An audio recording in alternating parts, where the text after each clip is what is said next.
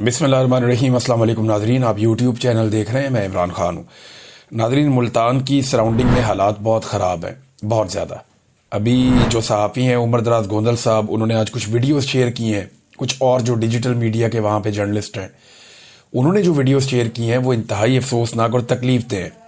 हमारी टीम जो वहाँ मौजूद है, यानी जंग के इलाके में, मुल्तान के एरियाज़ में और इसकी सराउंडिंग में, वो जो मनाजिर भेज रहे हैं वो इंतहाई खौफनाक हैं। बहुत सारी चीज़ें तो हमें डर लगता है कि हम लोगों को दिखाएंगे तो यानी वो ऐसा लगता है कि बच्चे देखेंगे, ख़वातीन देखेंगी तो उन्हें तकलीफ़ होगी।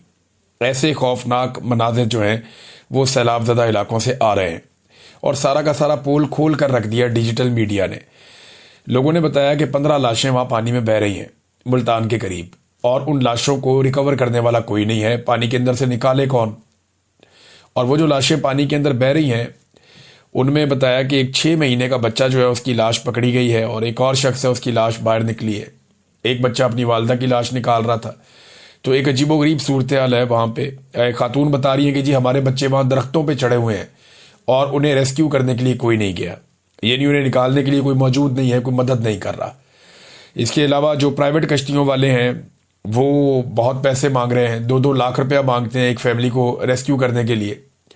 कई लोगों ने शिकायत की कि रेस्क्यू वाले जो प्राइवेट रेस्क्यू वाले हैं, प्राइवेट जो जिनकी कश्तियां हैं प्राइवेट, कई लोग पहुंच गए वहां पे। जिनके इलाकों में सैलाब नहीं आया वो अपनी कश्तियां लेके वहां पहुंच गए हैं और जिनके पास कश्तियां थी वो वहां पे लेकर आ गए हैं। अब वो कश्तियां जो प्राइवेट लोग चला रहे हैं पीटर इंजन के साथ, जो दीगर वो छोटी छोटी मशीनें होती हैं उनसे वो चलाते हैं, बादों का चप्पू के साथ, तो वो पैसे मांगते हैं लोगों से कि आपकी फैमिली को अब निकालते हैं और लोग एडवांस में पैसे दे रहे हैं। बहुत सारे कस्बों में जो लोग घिरे हुए हैं, जो निकल कर जाना चाहते हैं, घरों की छतों पर बैठे हुए हैं, दरख्तों पर चढ़ के बैठे हुए हैं, वो वहां लटके इंतजार कर रहे हैं कि हुकूमत आएगी। हुकूमत आ नहीं रही। हुकूमत के वसाइल बहुत थोड़े हैं, हुकूमत ये कर नहीं पाएगी। और हुकूमत को अपने सारे वसाइल को इस जगह पे लगाने की बजाय, ये तवज्जो जिन कामों पे देनी थी वहां तवज्जो देने की बजाय वो टिकटॉक बनाते हैं और निकल जाते हैं। यानी अब इमरान खान की नकल करने के चक्कर में मरियम नवाज पहुंच गई वहां जाके, जी बच्चों को हम खाना खिला रहे हैं। और वो जो माहौल है उसकी जब वीडियो आती है, तस्वीर आती हैं, तो लोगों को तकलीफ होती है, लोग बुरा भला कहते हैं।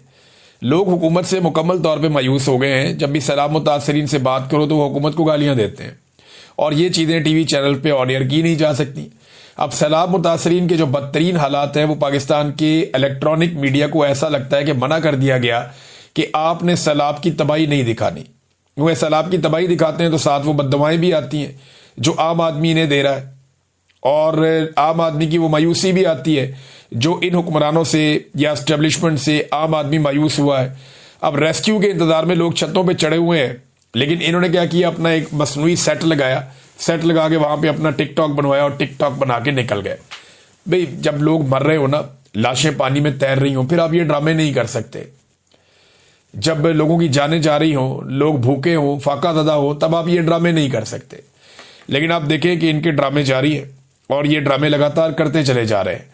ये सारे के सारा जो है ना, एक ऐसा टोला लाकर मुसल्लत किया पाकिस्तान की मिलिट्री एस्टेब्लिशमेंट ने जिन्हें अवाम का एहसास ही नहीं है, और ये करप्शन के अलावा कोई और काम करना जानते भी नहीं है। झूठ, करप्शन, बेईमानी, फ्रॉड, ये यही काम करते हैं। पाकिस्तान के ज्यादातर सियासतदान यही करते हैं, क्योंकि अच्छे लोग सियासत में आए ही नहीं, और जो लोग आए उन्हें चलने नहीं दिया गया, चाहे वो किसी भी पॉलिटिकल पार्टी में आए हो। इनकी पॉलिटिकल पार्टी में भी अच्छे लोग हैं, लेकिन आप देखें वो पीछे रह जाते हैं। जो जितना बेईमान होगा, करप्ट होगा, वो आगे आ जाएगा। अभी आप ये देखें ना कि ये शाहराह भुट्टो है, मलीर एक्सप्रेस वे, इसको जनाब 54 अरब रुपए का ये मंसूबा है। हलीम आदिल शेख साहब बता रहे थे 54 अरब रुपए का मंसूबा है, और इसका पूरा एक हिस्सा एक बारिश में ही बह गया। ये अभी हाल ही में बिलावल से इफ्तिताह करवाया इन्होंने, बड़े इश्तिहारात लगाए, करोड़ों रुपया लगा दिया अखबारों पे इधर उधर कि जनाब हमने कमाल कर दिया। अरबों रुपए की तो ये अपनी मशहूरी करते हैं हर महीने कि ना बड़ा कमाल कर दिया, बड़ी जबरदस्त हाईवे बनाई है हमने। वो बह गई हाईवे पहली बारिश में। ये हालात हैं कराची के। कराची के कई इलाकों में जो है वो पानी खड़ा है और उसकी वजह से लोगों का नुकसान हो रहा है। कई दफा हमने देखा कराची में गाड़ियां पानी पे तैर रही हैं, कई मरतबा हमने देखा मोटरसाइकिलें लोगों की डूब गई हैं, कई मरतबा हमने देखा कि लोग अपने घरों से पानी निकाल रहे हैं। लेकिन ये इतने मुतमईन है, इतने मुतमईन है, ऐसा लगता है कि जैसे कुछ हुआ ही नहीं। आम आदमी का नुकसान हो, इन्हें फिक्र ही नहीं होती, इन्हें परवाह ही नहीं होती कि आम आदमी का नुकसान हो गया। अब मरियम नवाज ने गुजरात का दौरा किया, वहां पे इंतजामिया ने चूना लगाया मरियम नवाज को और मरियम नवाज ने चूना लगाया आवाम को। जबकि हकीकत यह है कि अभी भी गुजरात के कुछ इलाकों से पानी नहीं निकल सका। ये अभी लोग सोशल मीडिया पे डाल रहे हैं कि जनाब 8 दिन हो गए हैं गुजरात में बारिश को रुके हुए, 8 दिन हो गए। 8 दिन पहले वहां बारिश हुई थी, वो 8 दिन से वहां जो पानी खड़ा है अभी भी कुछ इलाकों में अभी भी खड़ा है, और वो पानी हुकूमत निकालने में नाकाम है। मच्छर पैदा हो रहे हैं, बीमारियां पैदा हो रही हैं, गैस्ट्रो के केसेस हैं। तो ये हुकूमत एक नाअहली की पूरी एक दास्तान है, जिनके अंदर कैपेसिटी नहीं, इनकी पूरी तवज्जो अवाम को कुचलने पर रही है। क्यों? देखिए, एक पॉलिटिकल पार्टी पूरी अवाम ही उसके साथ है ना। इन पाकिस्तानियों की बड़ी तादाद उस पॉलिटिकल पार्टी के साथ खड़ी होगी, तो इन्होंने पाकिस्तानियों से दुश्मनी कर ली। अब पाकिस्तानियों को खिदमत करने की बजाय पाकिस्तानियों को मारने के काम पे लग गए। उसी काम में इन्होंने अपने 3 साल 3.5 साल जाया कर दिए। कोई तैयारी किसी चीज की नहीं की, अब नतीजा भुगत रहे हैं। गुजरात से 8 दिन बाद भी कई इलाकों से पानी अभी तक नहीं निकला है। और एक वार्निंग नादरीन मैं आपको दे रहा हूं, हालात इतने खराब हैं कि हुकूमत के पास गंदम के ज़खायर बहुत कम रह गए हैं। जो पंजाब हुकूमत है उसने एक बड़ी गंदी पॉलिसी अपनाई और उन्होंने किसानों को रोल कर रख दिया। किसानों को मजबूर किया कि वो अपनी गंदम 2000 रुपये में बेच दें। तो बेचारे अपनी ओने पोने गंदम बेच के किसानों ने नुकसान उठा लिया। अब जिन लोगों ने वो गंदम खरीदी उसके बाद माफिया तगड़ा हो गया। अब किल्लत पैदा हो गई गंदम की, और गंदम की कीमत जो है वो 4000 रुपये तक पहुंच गई है, यानी डबल कीमत हो गई गंदम की, और इससे भी अभी बढ़ती चली जाएगी। वजह यह है कि हुकूमत के पास जो गंदम का स्टॉक है वो नाकाफी है। बहुत सारी गंदम जो है वो फ्लड्स की वजह से ज़ाया हो गई है। हुकूमत के कई सेंटर्स जहां पे उन्होंने गंदम रखी हुई थी वहां भी गंदम ज़ाया हो गई है। तो आटे का एक बड़ा शदीद बहरान पैदा होने जा रहा है। गंदम की और आटे की पाकिस्तान में अब किल्लत रहेगी आने वाले महीनों में, और पाकिस्तान को बाहर से गंदम इंपोर्ट करनी पड़ेगी। अगर आपने अभी गंदम इंपोर्ट ना की या बाहर से गंदम मंगाने का बंदोबस्त ना किया तो पाकिस्तान जो है वो आटे की किल्लत से दो चार होगा। देखिए, बचने के लिए कर क्या रहे हैं कि खैबर पख्तूनख्वा में जो आटा जाता है उसकी सप्लाई बंद कर दी गई है। दीगर कई इलाकों में जो आटा जाता है उसकी सप्लाई रोक रहे हैं पंजाब हुकूमत के लोग, और ये शिकवा खैबर पख्तूनख्वा के जो अरकान असम्बली हैं वो कर रहे हैं कि हमारे साथ ये ज्यादती शुरू हो चुकी है और यहां किल्लत पैदा की जा रही है। तो जब ये किल्लत पैदा की जाएगी, माफिया इसमें इन्वॉल्व होगा और फिर ये ज्यादा पैसे कमाएंगे। ये अपने पैसे को 3 गुना 4 गुना करेंगे, और ये सारी हुकूमत इसके अंदर मुलव्विस है। अगर मुलव्विस ना होती तो गवर्नेंस के जरिए से इन चीजों पर कंट्रोल किया जा सकता था, लेकिन इन्होंने जानबूझकर चीनी का और आटे का बार बार बहरान पैदा किया ताकि सैकड़ों अरब जो है वो चला जाए इनकी जेबों में। और यही गेम अब ये दोबारा खेल रहे हैं। अब देखें ना, पाकिस्तानी किसान को फायदा नहीं दिया, उसको मजबूर किया कि ओने पोने अपनी गंदम बेचे। अब ये जाएंगे आलमी मार्केट में, वहां से गंदम खरीदेंगे। जो बाहर दुनिया के किसान हैं उन्हें फायदा देंगे, दूसरे मुल्कों को फायदा देंगे, अपने अरबों डॉलर खर्च करेंगे, लेकिन पाकिस्तानी किसान को फायदा नहीं देंगे। यही गंदी हरकत इन्होंने पहले भी की थी और यही गंदी और घटिया हरकत ये दोबारा करने जा रहे हैं। अब मैं जहां गंदम की और आटे की बात कर रहा हूं, ये बात बिलावल से सहाफी पूछना चाहते थे। बिलावल वहां पे एक मीडिया टॉक किया और सहाफी सवाल करना चाहते थे। बाद में सहाफी ने कहा कि सर हमारा सवाल ही आपने नहीं लिया, और वो सहाफी दूसरा कहता रहा कि सर आटा महंगा हो गया, सर आटा महंगा हो गया, और बिलावल ने उनको देखकर मुंह चढ़ाया। ये जरा देखें छोटी सी वीडियो आप, ये देखें ये मुंह चढ़ा रहा है। ये है सियासतदान? ये देखें, ये सियासतदान लगता है आपको? भी कैसे नमूने लाके आपने मुसल्लत कर दिए हैं। जो मजाक उड़ाता है लोगों का, ये जब असेंबली में चलता हुआ जाता है तो इसकी वॉक देख के बंदा परेशान हो जाता है कि पता नहीं ये दुनिया के किस मुल्क का हुक्मरान है। अजीबो गरीब किस्म के लोग हैं भाई, कहां से लाके ऐसे नमूने पाकिस्तान के ऊपर उन्होंने मुसल्लत कर दिए। जो ज़हनी मरीज इनको मिलता है, जो बाइपोलर का इनको मरीज इनको मिलता है, जो इनको कोई एहसास कमतरी का शिकार बंदा मिलता है, उसको लाकर पाकिस्तानियों पे मुसल्लत कर देते हैं। और भाई कोई नॉर्मल आदमी आपको नहीं मिलता। ये पाकिस्तान की मिलिट्री एस्टेब्लिशमेंट को चाहिए कि पाकिस्तानी अवाम को फैसला करने दें। उनके फैसलों की वजह से ऐसे घटिया और अजीबोगरीब नमूने पाकिस्तान पर मुसल्लत हो गए हैं। ये जरा बिलावल साहब की आप वीडियो दोबारा देखें। ये देखें, रोने की एक्टिंग कर रहे हैं सहाफी को, देखे रोते रहो तुम। कैसी बचकाना हरकत है और कैसी घटिया हरकत है। क्या ये हरकत जेब देती है एक ऐसे आदमी को जिसको एक बड़ी पॉलिटिकल पार्टी का चेयरमैन बनाया गया एक पर्ची के ऊपर कि जनाब ये पर्ची है, इनकी अम्मी ने कहा सी कि इन्हों बना दो, इनकी वालदा शहीद होगी, इसको बना दो। क्यों भाई? कोई डेमोक्रेसी है मुल्क में या नहीं है? और सारों के सारों ने उसकी गुलामी भी शुरू कर दी। हद है वैसे। अलीमा खानम का एक स्टेटमेंट आया नाज़रीन इमरान खान से रिलेटेड। ये स्टेटमेंट मैं आपके सामने रखता हूं। उन्होंने कहा जी कि आज इमरान खान ने 2-3 बड़े अहम पैगाम दिए हैं। पहले तो इमरान खान और बुशरा बीबी के बारे में बता दूं, क्योंकि इमरान खान की सेहत के बारे में काफ़ी अफवाहें होती हैं। इमरान खान की सेहत माशाल्लाह बहुत ज़बरदस्त है, वो बिल्कुल अच्छी सेहत में है और उनको कोई ऐसा मसला नहीं है। सिर्फ ये है कि हमारी फैमिली ने दरख्वास्त डाली है कि उनका मुकम्मल चेकअप हो, क्योंकि लोग कह रहे हैं कि हो सकता है उनको कुछ दिया गया हो, इसलिए हम मेडिकल चेकअप उनका मुकम्मल करवाना चाह रहे हैं। हाँ, बुशरा बीबी की तबीयत अच्छी नहीं है, उनको चक्कर आ रहे हैं कुछ दिनों से, और उनके लिए आज एप्लीकेशन डाली गई है कि एक स्पेशलिस्ट डॉक्टर आकर उनका मुआयना करे, लेकिन डॉक्टर ने कोई ख़ास ऐसी बात नहीं बताई। तो इसलिए आज बुशरा बीबी के लिए एप्लीकेशन डाली गई है कि स्पेशलिस्ट आकर उनका मुआयना करे, क्योंकि चलते वक्त वो कहती हैं कि मुझे चक्कर आते हैं और उनके लिए अब हमें डॉक्टर चाहिए। ये तो हो गई उनकी सेहत के बारे में दोनों की बात। आगे जो इमरान खान ने जहां से शुरू किया और उन्होंने बड़ी ताकीद करके मुझे कहा और मुझसे पूछा, क्या आप उनको बताते नहीं हो कि ये इमरान खान का पैगाम है? मैंने कहा मैं बताती हूं कि ये इमरान खान का पैगाम है। तो कहते हैं फिर आप को क्यों अटैक करते हैं? मैंने कहा ताकि आपकी आवाज़ बंद हो जाए। इसलिए उन्होंने कहा ये यहां से शुरू करो कि जो मैं कह रही हूं वो इमरान खान का पैगाम है। अच्छा, ये इमरान खान साहब ने कहा कि बाहर जब आप जाती हो आपके साथ जो बदतमीजी करते हैं, कभी कोई सहाफ़ी छोड़ दिया, कभी कोई और बंदा छोड़ दिया, कभी कोई अंडा मार दिया, तो आप बताती नहीं हो ये बात इमरान खान ने की है। वो कहती है मैं बताती हूँ, लेकिन आपका पैगाम वो बाहर नहीं आने देना चाहते। तो इमरान खान ने कहा कि अब यहां से शुरू करना जाके कि जो मैं कह रही हूं वो इमरान खान ने कहा है या ये इमरान खान का पैगाम है।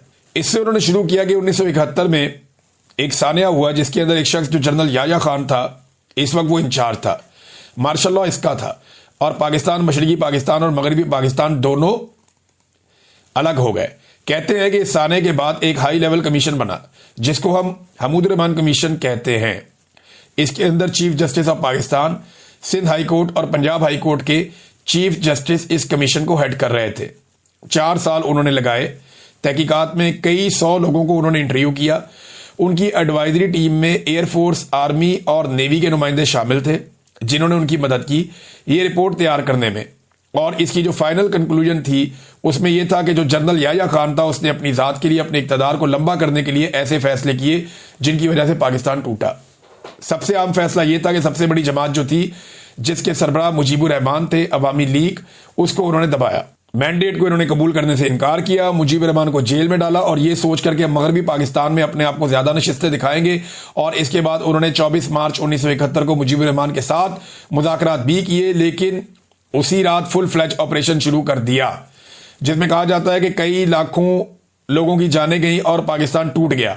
इमरान खान यही बताना चाहते थे कि देखिए, एक शख्स जैसे याया खान ने अपने इक़्तिदार की खातिर फैसले किए, आज पाकिस्तान में बिल्कुल वही हालात हैं। इमरान खान कहते हैं कि आप ये देखें कि 9 मई कैसे हुआ। 9 मई में ये कैसे मुमकिन है कि एक ही रात में 10,000 लोगों को शनाख्त करके गिरफ्तार कर लिया गया? बगैर तहकीक और बगैर सबूत के आपने 10,000 अफराद को कैसे पहचान लिया? उसका मतलब है कि ये सब पहले से एक मंसूबा था। जिन लोगों ने इमारतों की सीसीटीवी फुटेज हटाई वही असल किरदार है। इमरान खान के मुताबिक जनरल आसिम मुनीर ने यह सब कुछ इसलिए किया ताकि पीटीआई को खत्म करने की शुरुआत हो। ये एक फॉल्स फ्लैग ऑपरेशन था। इसी बहाने हजारों कारकुनान को गिरफ्तार किया गया, पार्टी का झंडा दबाया गया और जो भी उम्मीदवार खड़ा होता उसे हरासा किया जाता। लेकिन इस सब के बावजूद 8 फरवरी को एक इनकलाब आया। बगैर इंतखाबी निशानात के भी अवाम ने जुल्म के निजाम के खिलाफ वोट डाला और पीटीआई को 2/3 अक्सरियत मिली। मगर अगले ही दिन 9 फरवरी को पूरा इलेक्शन चोरी कर लिया गया। इमरान खान याद दिलाते हैं कि कमिश्नर रावलपिंडी ने खुद कहा था कि मेरा ज़मीर गवारा नहीं करता, 50-50 हजार वोटों पर पीटीआई जीत रही थी, लेकिन हमने इनके नताइज बदल दिए। बाद में बताया जनाब कमिश्नर का दिमाग खराब हो गया, फिर उसे गायब कर दिया गया।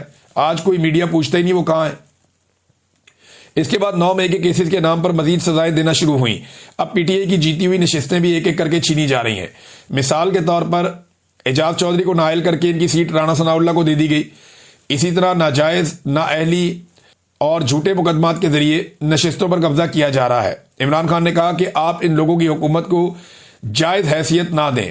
हालिया ज़िमनी इंतखाबात के बारे में उन्होंने कहा कि ये लोग पहले अवाम को नाजायज सजाएं देकर नशिस्तें छीनते हैं और फिर इन्हीं नशिस्तों पर दोबारा इंतखाबात करवाकर कब्जा कर लेते हैं, इसलिए इनको जायज तस्लीम ना किया जाए। आखिर में इमरान खान ने कौमी असम्बली के तमाम अरकान को खराज तहसीन पेश किया जिन्होंने अपनी कमेटियां छोड़ दी उन्होंने कहा कि अरकान असम्बली ने इस्तीफा दे दिया, अपनी मुराद वापस कर दी। अब इमरान खान ने आज जो नई हिदायत दी है उनके मुताबिक सेनेट की तमाम कमेटियों से भी इस्तीफा दिया जाए। जितने भी सेनेटर्स किसी कमेटी में बैठे हैं सब कमेटियों से अलग हो जाए। ये इनकी आज की हिदायत है। और साथ ही कहा कि कुछ दिनों बाद मैं अगला लायामल दूंगा।